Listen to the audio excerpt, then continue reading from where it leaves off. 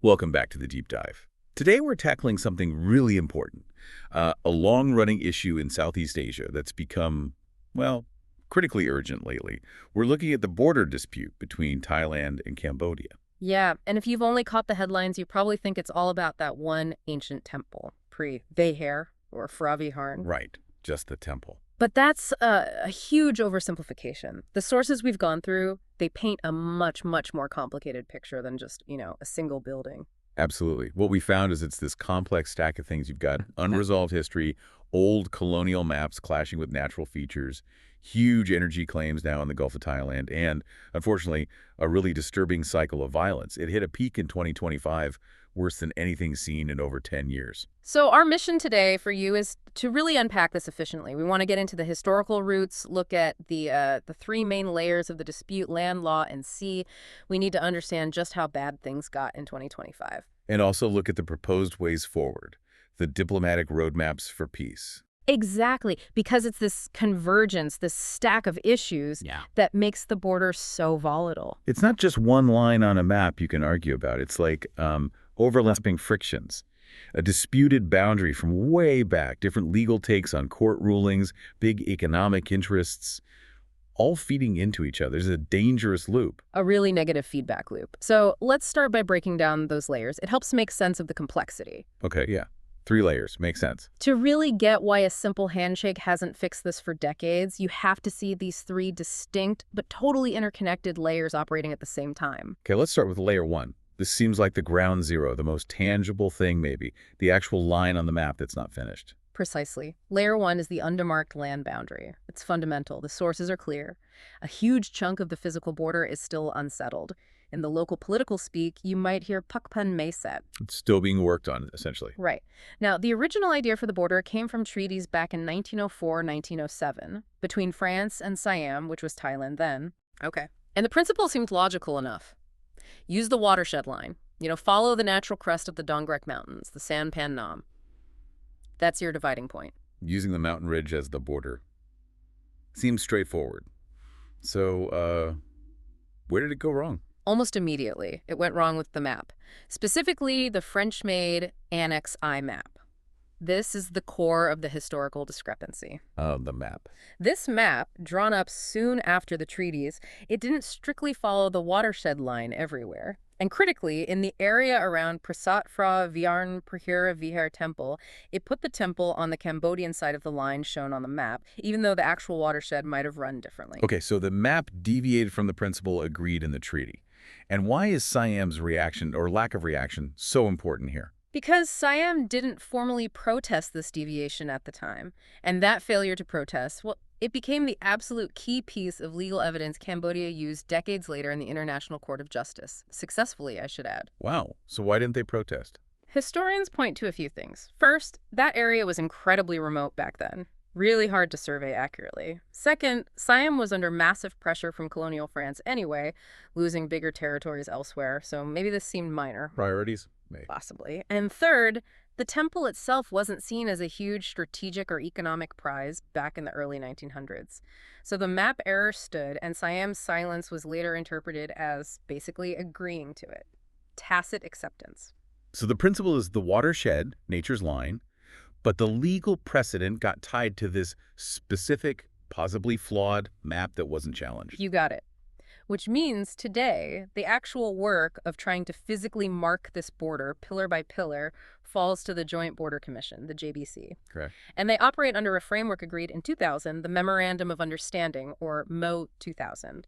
That's the mechanism meant to fix this historical tangle through joint technical work. Okay, so that's layer 1, the physical unfinished line. Layer 2 brings in the lawyers, right? The ICJ rulings and the zone of interpretation.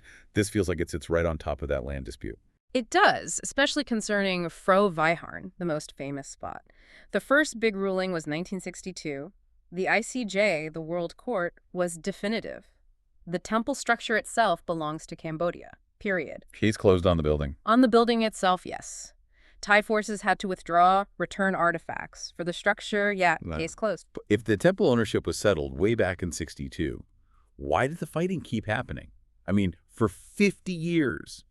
Until the court had to step in again in 2013. Because the 62 ruling was just about the stones, the temple structure. It didn't really settle the issue of the land immediately around it. The land needed to access it, manage it, secure it. Oh, okay. So the 2013 ICJ interpretation, that's what they called it, added this huge layer of complexity. It said Cambodia has sovereignty not just over the temple, but over the entire promontory, the San Khao, the ridge or headland the temple sits on, as defined in the judgment text. The promontory. That sounds like quite a bit more land than just the temple walls. Oh, absolutely. It required Thailand to pull back its military presence, its administration, from a much larger zone around the temple. It was meant to give Cambodia essentially defensible space. But there's a catch, right? You mentioned a loophole. There is, and it's critical because it loops right back to Layer 1. The ICJ in 2013 also reinforced that the rest of the borderline, the thousands of kilometers that aren't this specific promontory, still needs joint demarcation. So that work still falls under the JBC and the MO 2000? Entirely. So Cambodia legally controls the promontory, but the exact line where that promontory ends and the rest of the disputed border begins, well, that still needs to be marked on the ground. Leaving room for different interpretations right there, in that immediate vicinity, the zone of interpretation. Exactly. Because you have soldiers on the ground operating in an area that's legally defined but physically unmarked, it's a recipe for friction. And that continued friction brings us to Layer 3. Okay, Layer 3. This is where the conflict spreads out. New flashpoints and the maritime dimension, beyond just the main temple. Right. We need to look north along that same mountain range, the Dongrak Mountains, to the Tam Nguyen Tam and Takarbi cluster of ancient temple ruins. Okay, different temples. Different temples. And critically, unlike Phra Viharan, the border around these temples hasn't really been clarified by the ICJ. They remain almost entirely in that unsettled category from Layer 1. And these were hotspots. Big time. Sites of really intense, deadly fighting back in 2011, artillery duels, the works, and the sources we looked at emphasize that these exact same remote spots flared up again badly in the 2025 crisis. The incomplete line here directly leads to soldiers clashing. So we've got the old historical boundary mess, the legal zone around the main temple, and now these secondary temple sites blowing up. But then there's the sea connection. How does the Gulf of Thailand, hundreds of miles away, get tangled up in this? Seems like a totally different issue. It seems like it, but it's connected through politics and, frankly, money. Big money. There's another MOU, this one from 2001, often called MOU 44. This one deals with a huge overlapping claimed area in the Gulf of Thailand. It's thought to be rich in natural gas, maybe oil. The MOU set up a framework for potentially exploring this jointly. Joint development. Sounds sensible. On paper. But what's really interesting and relevant to 2025 is that this maritime agreement, MOU 44, became a huge political football inside Thailand during the 2025 crisis. Ah, so the land border fighting gave fuel to arguments about the sea deal. Precisely. The stakes at sea are enormous. Billions of dollars, potentially. It touches on sensitive issues like sovereignty over islands, like Koh Cut, and how you draw maritime boundaries according to international law, UNCLOS. The UN Convention on the Law of the Sea. Right. Because the potential energy wealth is so vast, it becomes very easy for domestic politicians, maybe in opposition, to accuse the government of selling out the country's interests in that 2001 MOU. Okay, I see the link now. So when you have politicians domestically questioning the very basis of a multi-billion-dollar maritime deal, it just tanks the level of trust needed between the two countries. And that lack of trust then makes it impossible to make progress on the land border under the JBC. So arguing about offshore gas fields can actually stop diplomats from agreeing on a few hundred meters of mountain ridge demarcation. That's the toxic link. It shows how these three layers, the land, the law, the sea, are absolutely interwoven. You can't really solve one without affecting the others. Okay, understanding those three layers, the undemarcated land, the ICJ's zone of interpretation around Phra Viharan, and these other flashpoints linked to the sea that really helps frame it. Now let's walk through the key historical moments, because these events, they built the foundation for the conflicts we're seeing now. Yeah, this timeline is crucial. The awful events of 2025 didn't come out of nowhere. They are, in many ways, direct results of decisions and non-decisions made over a century ago and frameworks set up just a couple of decades back. Okay, starting right at the beginning, 1904 and 1907. The French Siam Treaties. That's where the watershed principle was agreed, but also where that problematic Annex I map was created, placing Phra Viharan on the Cambodian side on paper. And like we said, Siam not formally protesting that map deviation back then. That silence became the critical factor in the ICJ ruling decades later. It's a stark lesson in, well, the importance of carefully checking maps in diplomacy. What you ignore today can bite you hard tomorrow. Definitely. Okay, then we jump forward quite a bit to the first major legal battle, 1959 and 1962, the original ICJ case. Right. Which ended, as we discussed, with the ruling that the temple structure itself was Cambodian territory. Leading to Thailand having to withdraw. Yes. But interestingly, the main framework designed to actually prevent future conflict, the mechanism for fixing Layer 1, that came much later, though before the second court ruling. You mean the MU-2000? That Yeah. bilateral deal? Exactly. The 2000 Memorandum of Understanding was meant to be the solution. It established the Joint Border Commission, the JBC, and critically, it set out the process for joint surveying and demarcation, working together to finally draw the line. But wasn't there a really important condition in that MOU? Something about not changing things on the ground. Absolutely vital, and probably the most violated part. The MOU 2000 explicitly prohibited either side from taking actions that would alter the status quo or the conditions in the border area while the demarcation work was ongoing. The no provocation clause. Don't build roads, don't put up fences, don't establish new military posts unilaterally. Precisely. But if you look at the history since 2000, it's just filled with accusations back and forth about violations of this very clause. One side builds a small access track, the other side sees it as a land grab. And trust evaporates, stalling the JBC work. Exactly. It's the cornerstone agreement, but breaking its core condition became the main trigger for military flare-ups. Now, separately, just a year later, you have the economic agreement, MU-44 in 2001. Right, the one for the Gulf of Thailand. Negotiating the overlapping maritime claims, maybe developing energy resources together, setting the stage for those huge economic stakes. And this 2001 deal, as we noted, is the one that resurfaced as this major domestic political headache in Thailand in 2025. Creating that feedback loop. Land fighting sours the mood for sea talks, and political fights over the sea deal fuel nationalism about the land border. Legally separate, but politically totally linked. Okay, then we jump to 2008. And this time, it's culture, or heritage, that becomes the flashpoint. The UNESCO World Heritage listing for Prasat Phra Viharan. Yeah, Cambodia successfully applied to have the temple listed as a World Heritage Site. The intention, presumably, was protection and recognition. But it didn't quite work out peacefully. Not at all. It immediately triggered major conflict between 2008 and 2011 because Thailand saw Cambodia registering the temple solely under its name as a unilateral move. They argued it violated the MOU 2000 status quo condition, seeing it less as a cultural act and more as an attempt to solidify claims over the disputed land around the temple. And this led to actual fighting. The sources mention armed clashes. Serious armed clashes, bad enough that it required external mediation. ASEAN had to step in, with Indonesia taking a leading role in 2011. They brokered a ceasefire and even deployed observers for a time. It really shows how even something seemingly positive, like a heritage listing, can ignite violence if the underlying border dispute isn't settled. A really stark example. Okay, finally, the timeline brings us to 2013 and the ICJ's interpretation. This kind of set the current legal status quo around the main temple. Right. The 2013 ruling clarified and reinforced Cambodia's sovereignty over that specific promontory, the ridge around the temple structure. But, and this is key, the court explicitly said it was interpreting its own 1962 judgment and that Annex I map. It wasn't redrawing the entire border. So it confirmed that the rest of the border, the vast majority of it, still falls under the JBC process governed by the MOU 2000. So the court basically drew a clearer circle of sovereignty around the temple and its immediate vicinity, but left the rest of that long, winding, watershed-based line for the two countries to figure out themselves through the JBC, which, as we know, has been incredibly difficult. Okay, so that history sets the stage.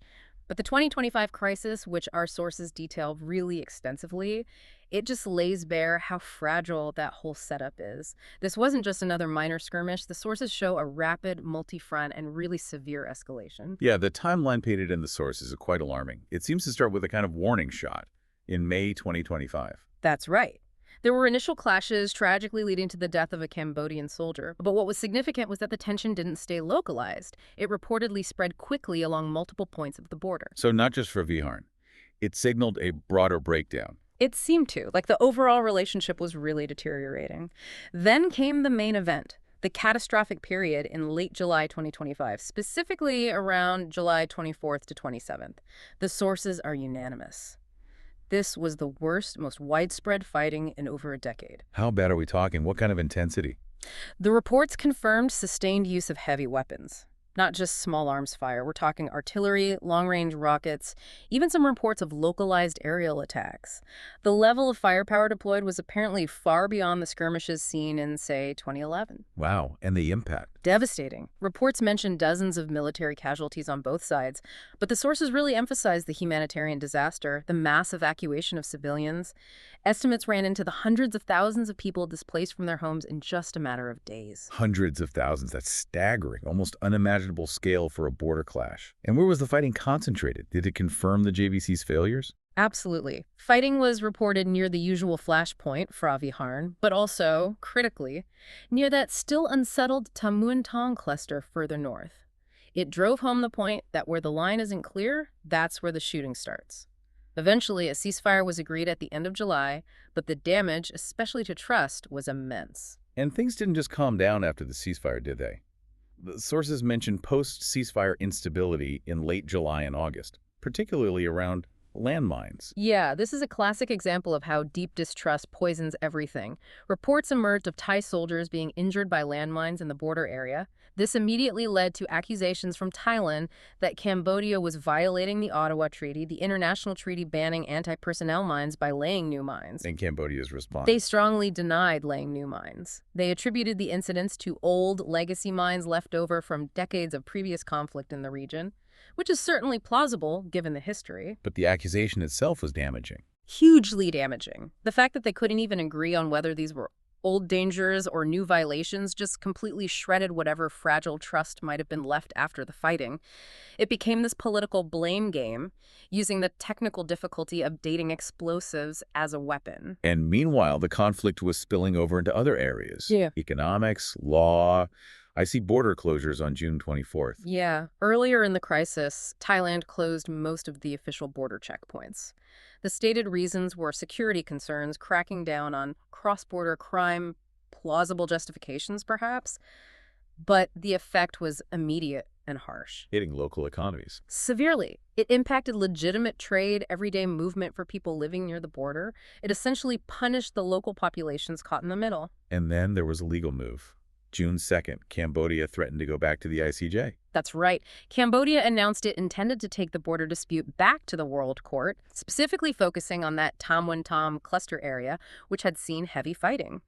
Thailand publicly maintained its preference for sticking to the bilateral JBC process. But they couldn't stop Cambodia from going to court if they chose to. Exactly. They had to acknowledge Cambodia's right to seek international arbitration. But the threat itself, raising the prospect of another potentially long drawn-out court case, added another layer of instability to the already tense situation. And even into September 2025, things were still shaky. Yeah, the sources mention continued small-scale clashes, which is worrying enough, but also reports of border demonstrators being violently dispersed. It highlights that the tension wasn't just between soldiers anymore. Nationalist feelings were running high among civilians too, making the ceasefire feel incredibly fragile. Any small incident could have potentially triggered a relapse into major violence. It sounds like the political undercurrents were really strong in 2025. The border became a tool for domestic politics. Absolutely. On both sides, it seems the border crisis became a potent symbol of national sovereignty. Easy fodder for politicians looking to rally support, frame themselves as defenders of the nation. And social media probably poured gasoline on that fire. Oh, undoubtedly. Social media can amplify emotional rhetoric, turn small incidents into national outrages almost instantly. This internal political pressure makes it incredibly hard for diplomats or the technical experts in the JBC to do their work, because any compromise, any line agreed upon, can immediately be framed by opponents as selling out the country. Which brings us back to the sea connection again. The land conflict gave political cover to stall the maritime talks. It certainly seems that way. The sources suggest the fighting on land created a really negative atmosphere for the already difficult negotiations over MOU 44 in the Gulf. There were already significant political disagreements within Thailand about whether that 2001 framework was fair. Accusations of giving too much away. Right. So when the land border erupted, it gave politicians who opposed the sea deal a perfect excuse. How can we trust them at sea when we're fighting them on land? It allowed them to block progress, linking the two issues politically even if they're legally distinct. It just shows that devastating negative feedback loop between Layer 1 land and Layer 3 sea. Okay, so we have the Layer years, the history, the 2025 timeline. Now let's really zero in on the why. Why do these specific places keep erupting? Let's connect the legal status and the history back to the actual ground, the geography. Right. The risks aren't the same everywhere, are they? No, absolutely not. And understanding these specific geographic risks is key to understanding why ceasefires break down, why the conflict persists. We need to look at the map almost like a map of institutional failure. Where the law is fuzzy or where the terrain itself creates problems, that's where the risk is highest. Okay, let's start with the most famous one, Prasat Phra Vihar, Priya Vihar Temple. Legally, the temple itself is Cambodian, 1962-2013, but the land right around it isn't fully demarcated. Why is that tiny zone still so risky? The risk here is what you could call MU 2000 violation risk. This specific patch of ground right around the temple and the promontory edge is hypersensitive. Any unilateral action, anything that could be seen as changing the status quo forbidden by the 2000 MU, is instantly inflammatory. Like what kind of action? Could be anything. Trying to build a new access road, even a small one. Putting up a fence or some barbed wire, reinforcing a guard post. Maybe even just leveling a small patch of ground for, say, a helicopter landing spot. Okay. From the other side's perspective, any of those actions, even if seemingly minor or practical, can be interpreted as a deliberate attempt to assert control over that undemarcated sliver of land before the JBC finishes its work. A land grab by inches. So a construction project becomes a potential casus belli. Essentially, yes. A minor engineering task can trigger a major diplomatic protest, troop movement, the whole 9 yards. Even though the temple is legally settled, the immediate access and security zone around it remains this incredibly volatile tripwire because the line isn't physically marked. Okay, moving north along the mountains now, to the Tam Win Tam Ta Krabi cluster. These were sites of heavy fighting in 2025. What makes this area uniquely risky? Here, the risk is really driven by the terrain. The landscape is described as complex, it's remote, dense forest, mountains. It's just difficult to access and monitor clearly. And remember, the borderline here is almost entirely unsettled by any court ruling. So Layer 1 problems dominate here. Completely. And because the line isn't agreed upon and the terrain is confusing, you have a constant high risk of what the sources call overlapping patrols. Military units from both sides, maybe trying to follow what they think is the watershed line on their maps. Might interpret the physical ground differently? Exactly. Their GPS might place the line slightly differently, or the actual crest of a ridge might be ambiguous in dense jungle, so patrols can inadvertently stray into areas the other side considers theirs, or they might literally bump into each other. Leading directly to clashes, like in 2011 and 2025. Directly. It's almost an inherent friction point built into the geography itself, a problem the JBC's slow technical process hasn't been able to resolve yet on the ground. Okay, expanding out from that difficult terrain, there's the broader Emerald Triangle where Thailand, Cambodia, and Laos meet. This seems like a more generalized security challenge. It is. The challenge here is a combination of that dense, difficult terrain and the legacy of conflict, particularly residual landmines. This kind of environment is notoriously hard to police effectively. Making it attractive for illegal activities. Yes. Smuggling drugs, timber, people illicit logging, things like that. Now, imagine a border patrol from either Thailand or Cambodia trying to intercept smugglers in this rough, possibly mined, disputed territory. They could easily cross a line they shouldn't, or get into a firefight that's ambiguous. Precisely. An anti-crime operation could accidentally trigger a military incident. And because control is weak and nationalist sentiment can be high, any incident, even if related to crime, can be instantly reframed by the other side as a deliberate violation of sovereignty. The whole area is just susceptible to rumors and escalation. Okay, finally, let's go back offshore to the Gulf of Thailand, maritime claims. The risk here isn't physical clashes, but something else. Right. The risk here is primarily diplomatic contamination, fueled by high economic stakes. We're talking huge potential value tied up in territorial waters, rights to the continental shelf, exclusive economic zones, EEZs, and that potential joint energy development under MOU 44. Billions of dollars on the line. Exactly. And the risk, as 2025 showed so clearly, is that because the stakes are so high, this issue is incredibly vulnerable to being dragged into domestic politics in both countries. Politicians using it as a weapon against rivals. Yeah. Accusing opponents of selling out maritime resources, questioning the fairness of the 2001 framework. When that happens, it poisons the well. It destroys the overall diplomatic trust that's absolutely essential for making any progress on the sensitive land border demarcation through the JBC. The sea issue becomes a political tool that sabotages the land process. So we've got these specific risks tied to geography and law, Fra-Viharn sensitivity, Tom's terrain, the Emerald Triangle's lack of control, and the Gulf's political toxicity. Understanding these helps explain the pattern of conflict.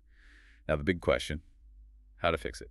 Well, given how badly things escalated in 2025, and the fact that the JBC process under MOU 2000 clearly hasn't prevented major violence, the sources suggest that just saying talk more isn't enough.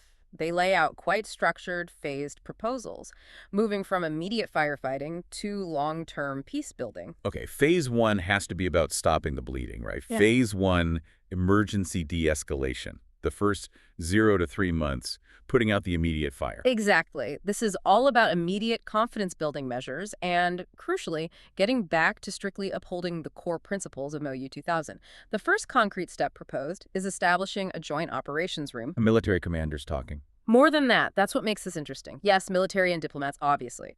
But the proposal includes bringing in people from internal affairs, education, and even health sectors into this joint crisis room. Education and health. In a military de-escalation room. Why? Because the conflict's impact isn't just military. It's humanitarian, it affects communities, it fuels propaganda. Education officials can help manage displaced kids, counter misinformation in schools near the border, health officials deal with injuries, aid coordination. Broadening the group beyond just soldiers injects these crucial civilian perspectives and needs right into the de-escalation process. Makes sense. And the main job of this room? Strict status quo enforcement. An immediate halt to any action that changes the conditions on the ground near the disputed areas. No more barbed wire, no new buildings, no road grading. And, critically, requiring advanced notification and coordination for any necessary activity, however minor, in those sensitive zones. Total transparency. Communication seems vital too, especially given the rumors and social media issues in 2025. Absolutely essential. The proposal calls for direct military-to-military communication hotlines, commander to commander, for immediate clarification of incidents. But just as important, maybe more so in the long run, is setting up a joint rumor response center. To fight misinformation. Yes. A credible joint body that can quickly verify or debunk rumors spreading online or locally, preventing misunderstandings or deliberate provocations from spiraling out of control based on bad information. That's vital preventative medicine. What about the landmine issue that caused so much distrust in August 2025? How do you handle that urgently? This needs immediate, verifiable action to rebuild any trust. Since both countries signed the Ottawa Treaty banning anti-personnel mines, the suggestion is a joint demining verification effort. Get the National Mine Action Centers, TMASI for Thailand, CMAC for Cambodia working together. With outside observers. Yes, bring in international observers for credibility, their job. Investigate incidents, determine if mines are old legacy devices or new placements violating the treaty. This directly addresses that toxic blame game from 2025. And then, urgently map and fence off known hazardous areas and coordinate aid for any victims. Transparency and verifiable facts are the only way to diffuse that specific issue. Okay, so that's the emergency phase. Once the shooting stops and basic communication is restored, what's next? Phase 2. Short to medium-term institutionalization. 3-18 months. This sounds like getting the SORMO processes back on track. Exactly. It's about restarting and actually accelerating the stalled JBC process, but with a very specific, achievable short-term goal. Define and agree on temporary buffer zones around the highest risk spots. Fra-Viharn and Tom. Precisely. Create jointly monitored, demilitarized zones, maybe just a few hundred meters wide initially. A physical separation between troops while the much slower, more complex work of final demarcation continues. It reduces the risk of accidental clashes. Would outside help be needed here, like ASEAN again? The sources suggest re-inviting international observation, maybe ASEAN observers, like in 2011, if needed. They could help monitor the ceasefire in these buffer zones, acting as a neutral guarantor, which could help build confidence on both sides that the other isn't cheating. And what about the people living there? The border closures hit them hard. Yeah, transparency and community engagement are crucial in this phase.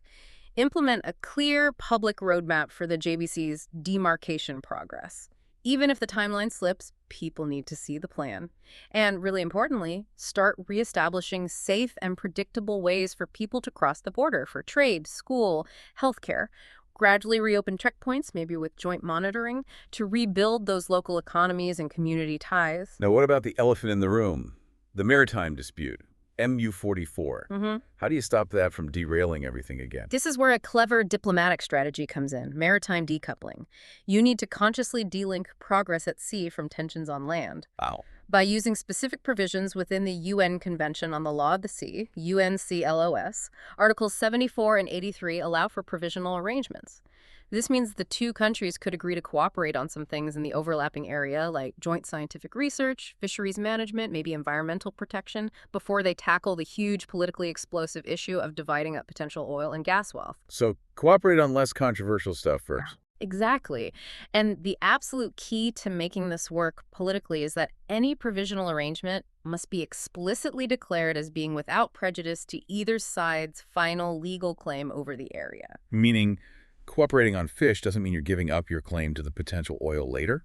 Precisely. It allows practical cooperation and trust building to start, maybe even generating some shared economic benefits, without forcing either government to make politically risky concessions on their ultimate sovereignty claims right now.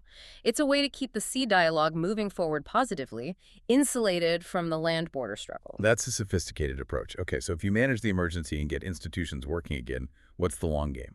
Phase 3, long-term transformation, 18+ months. This sounds like changing the whole nature of the border. This is the truly ambitious part. It's about changing the narrative, shifting the border's identity from a zone of conflict to one of cooperation and shared heritage. The core proposal is to design and implement a transboundary peace park. A peace park? Covering what? Centered around the Dongrak Mountains, the area that contains Fravaharn, Tamuantam, and other cultural and natural sites. The idea is to link archaeology, sustainable tourism, and environmental education across the border. Transforming it from a military zone. Into a model of joint heritage management. You gradually replace soldiers with park rangers, conservationists, local tour guides.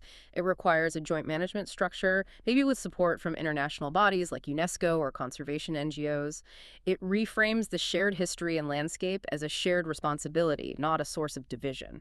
That sounds incredibly positive but challenging. What about the landmines? That huge threat would need to be addressed for a park to work. Absolutely fundamental. This goes hand in hand with the park idea. A firm commitment to achieving a mine-free border belt, maybe within a 5 to 10-year timeframe. This requires serious, sustained funding and joint clearance efforts, likely with international support. Referencing the Ottawa Treaty Review Conference held in Siem Reap in 2024 could provide momentum for donor funding.